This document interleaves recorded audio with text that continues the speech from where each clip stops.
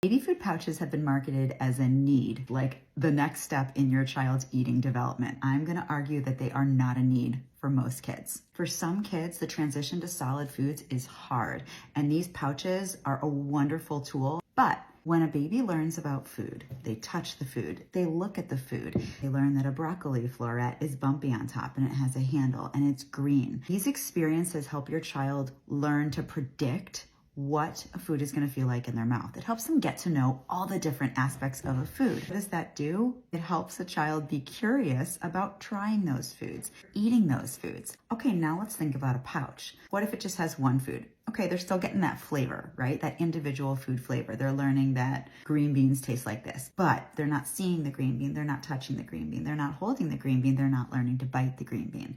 So although it feels so good to us that we've gotten those green beans in our child, they have missed a lot of the really important parts of learning about foods. Now let's talk about mixed pouches. It feels really good when your child eats a pouch of chicken and carrots and potato and whatever else those companies have thrown in there, right? From a nutritional perspective, great.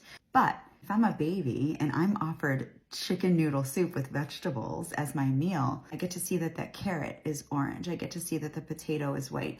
I get to see that the chicken is also white, but it looks a little bit different. And I get to touch with my fingers and feel all those differences. I get to smell. I get to taste one part and then maybe another part. And I get to discover which of those foods I might enjoy the most today. And then when I meet those foods again, I recognize them, even if they're not in soup and they're just on my plate as part of a casserole, because I met those foods before. Those are the parts of learning to eat that don't happen when pouches are the biggest part of the meal. On the go, quick snack, occasionally, I've done that too. I want you to think about what your child gains by interacting with the individual foods in their natural form.